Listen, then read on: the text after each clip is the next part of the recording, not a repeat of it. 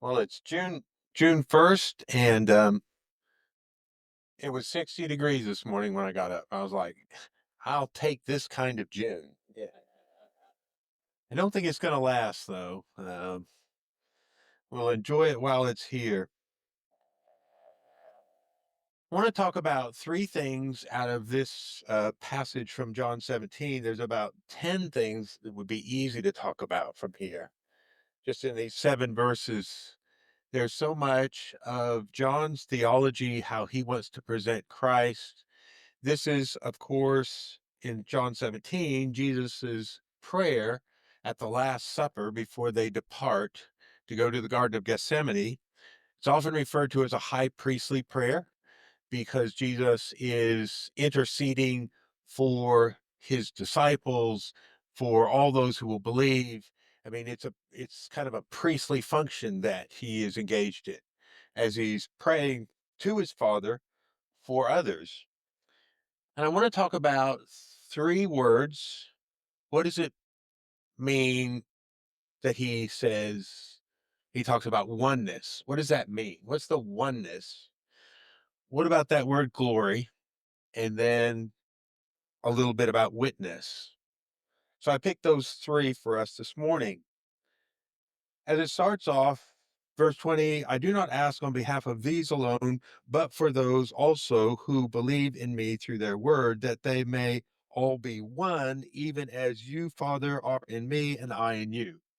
Had he stopped right there, you could imagine that he's talking about a parallel oneness, that the oneness that the Father and Son share would be replicated and kind of mirrored and reflected among us. That's kind of the way I often heard this text um, interpreted. That the the meaning we took from it is that we Christians need to be one with each other, reflecting the oneness of God Himself. And so it came out kind of like, well, Baptists and Methodists and Catholics and Lutherans, we all ought to get along. And I actually was raised in a tradition where that was a noble objective. That was what we were hoping, was that we could bring about this kind of oneness of all Christians in a bit of a flawed way of doing it that we thought is that kind of everyone would read the Bible, understand it simply for what it says, and we would all unite. That was a little naive.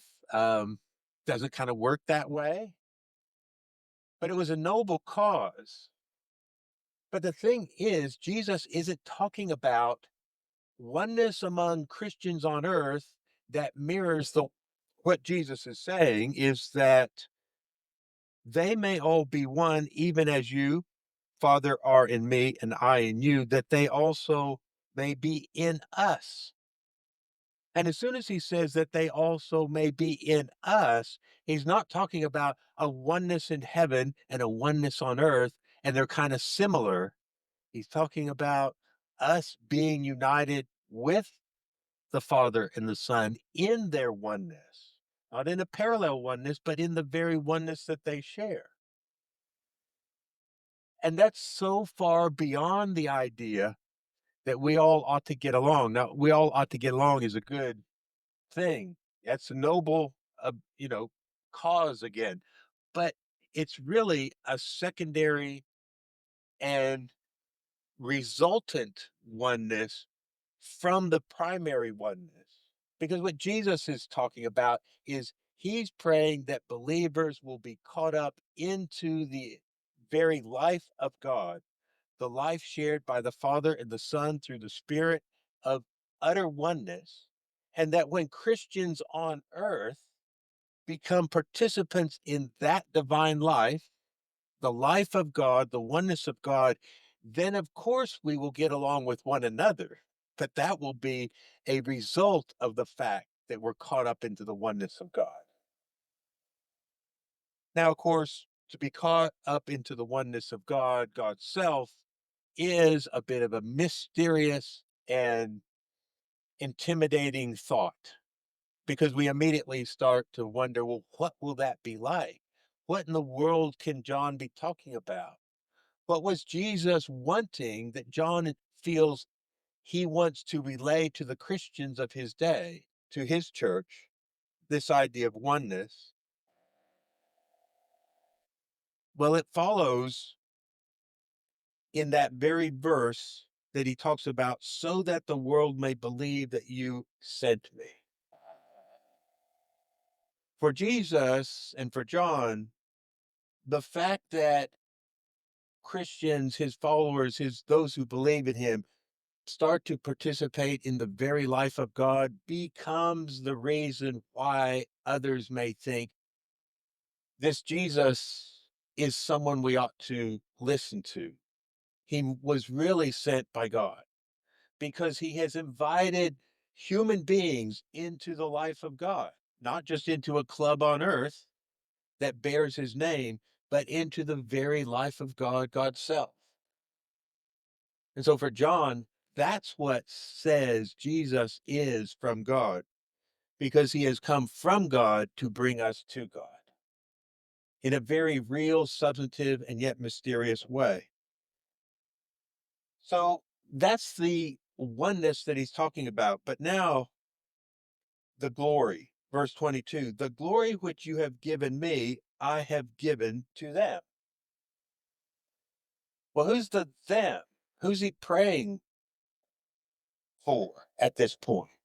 Well, he started off saying, I'm praying for those who will believe because of the teaching of his apostles. So do you realize what is being said? He's giving his glory to people who have not yet been taught, right? Because at this point, they've not been taught by the apostles. They themselves have not come to belief because of the teaching of the apostles. And yet he is doing what? Giving his glory, the glory that the Father has given to him, he is giving to those who have yet to believe. Now, if anything shows you what grace is, that statement shows you what grace is, because it's being given before anybody believes or even hears or certainly even does anything. It's not like I'm giving my glory to those who obey and follow my teachings. No, he's saying I'm giving my glory to those who will believe later. And I don't think it's conditional. I don't think it's only when and only if. It's pure gift.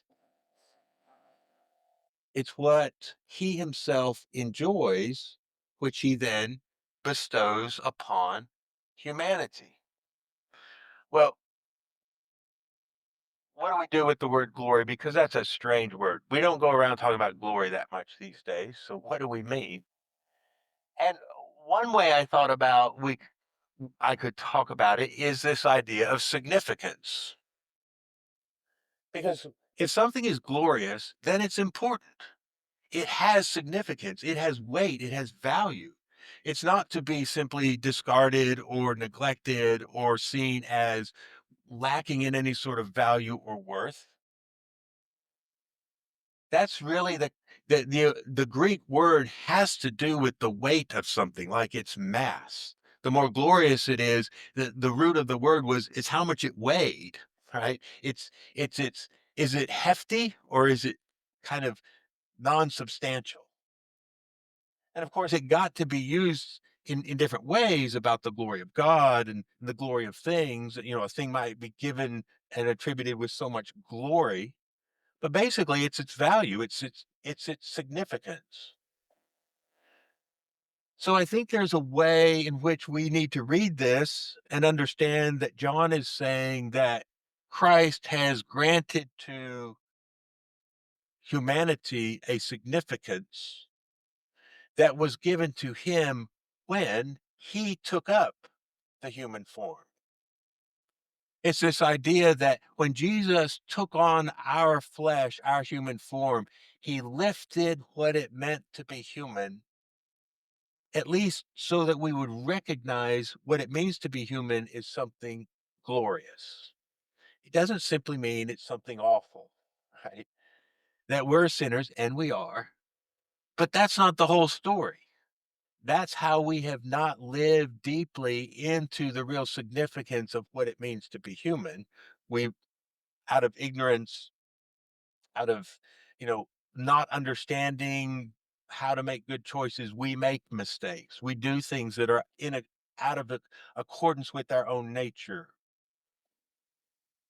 But it seems like John is wanting to emphasize that what has happened in Christ is Christ has come among us and therefore has lifted all of us up to a kind of new significance. And for us to realize that, and that's before we have believed, it's before we've done anything, it's pure gift, and it's for humanity. As Jesus is praying, it's for all those who will come to believe, have been granted this glory, this significance to be in the life of God. Well, he brings up again this idea of witness, which was briefly mentioned, as I pointed out in verse 21. But in 23, he notice how, and he's going back and forth. 23 starts with a, a reutterance of the oneness, right? Well, let me pick up the end of 20. I'll read 22 and 23. The glory which you have given me, I have given to them, that they may be one, just as we are one. And in case you missed it, I in them and you in me. Right? He's talking to the Father. I, Jesus, in them, those who will believe, just as while you, Father, are in me. So I will be in them, and you will be in me. So you will be in them, and I will be in them, and they will be in us. This is the kind of unity, the kind of oneness he's talking about. It's not simply that we break down our barriers of difference over doctrines and somehow decide we're going to fellowship each other, which is a good thing, and we should do that. But Jesus' prayer is way beyond that in scope. I in them and you in me, that they may be perfected or brought to a kind of maturity in unity, so that the world may know that you have sent me. See, it's revisiting that idea of witness. It's revisiting the idea of how does Jesus, you know, support a claim to be truly from God? It's because he's bringing the very life of God to humanity.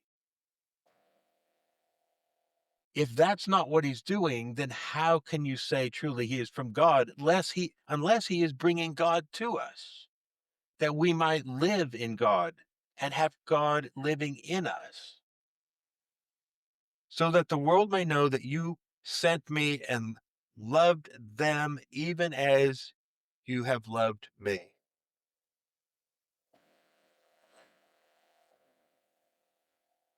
In a lot of ways, which shouldn't be surprising, the witness to Christ being sent by God ends with love, right? Because the ultimate conclusion is that this is an act of love, that the Father has sent the Son in an act of love. And Jesus has glorified humanity and elevated humanity and shared with humanity the very life of God, the oneness of God. It's an act of love, which of course God is that love. So it all becomes one in love, that is in God. It all reaches its fullness in love. And that then becomes the epitome of the witness, that the world may know that Jesus was truly sent by God. Why? Because he came and he loved recklessly. He loved lavishly. He loved in a way that seemed ill advised.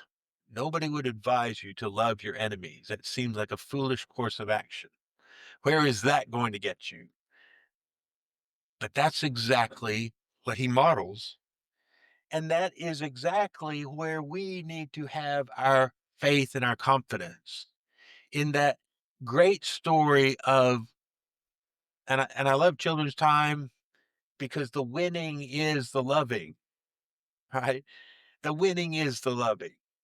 Even if the value doesn't immediately become apparent, and someone seems to be taking advantage of the fact that you're loving rather than defensive or aggressive or calling people names or attacking others. I mean, that may seem like that's making lots of things happen, but the winning is in the loving. And Christ has brought about a kind of unity in humanity through the very love of God, because it has become for us a life caught up in the life of God. So you are significant. And I don't mean just you individually, but yes, you individually, but it's not like, well, I'm special better than everyone else. Sometimes we want to be special. Like I can't be special unless it's unique to me. No, that's not it. This is a kind of, yes, you are special, but so is everyone else, and that's something that's good. There's no competitiveness in this. It's not a competition to see who can be most special. But there's a significance and a glory to humanity now because Christ has taken up our humanity. And he said, it's good to be human. And I am ever human for the sake of the human race. I have become Adam. I am the one in whose image Adam was formed. We read in Genesis that Adam and Eve are made in the image of God. Well, who is that they were made to resemble? Paul tells us in Colossians that Jesus is the image of God. So Adam and Eve were made as copies of Jesus. And when Jesus comes, we finally see, oh, here's Adam. Here's the true Adam. And he has arrived. And now he tells us what it means for us to be us, what it means to be human. We have significance. There's a glory to being human that does not need to be de emphasized or somehow ignored, despite the fact that we make mistakes. Sometimes Christianity has been too much about the mistakes we make and how things need to happen so that we could be forgiven for our mistakes. Like that was the whole message. That's a side issue. The whole message is you were created by God, for God, in out of the love of God to be sharing in his life. That's the message. And And yes, we've lost our way. We're like the prodigal son. We're in the pig pen and can't figure out how do we get here. And so the same God who formed us in love for himself then brings us to himself, draws us, and we come to our senses and we make the journey home. So the beauty of the gospel is about our significance of each and every individual, not based on how they behave, not based on what they believe, but simply because they are someone created by God in his image to share in his life. The gospel is not that we are worthless. That's not the good news. The gospel is that despite the mistakes we make, we are valuable because God has so declared it. We have separated ourselves from God, but he has not separated himself from us. He has come to us, and we are loved. The deep value is inherent and eternal and indestructible. There's nothing that any of us can do so as to lose that significance, that glory given to us by Christ. There's just nothing we can do. That's the message of the love of God that is not based on behavior, performance, belief, but that is purely of grace and gift.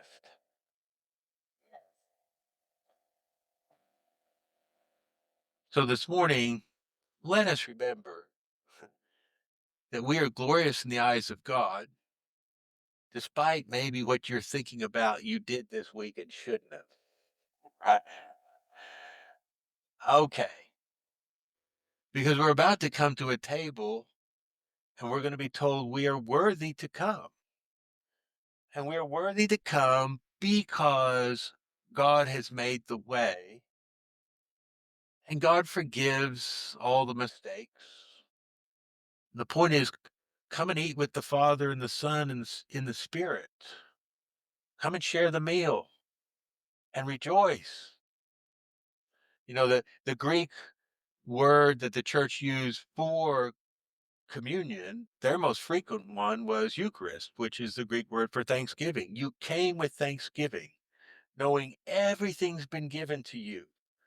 Though you deserve none of it, it's all given to you. And so they said, this is Thanksgiving. This is the table of thanks. And we approach it and we rejoice because God has been good to us in Christ.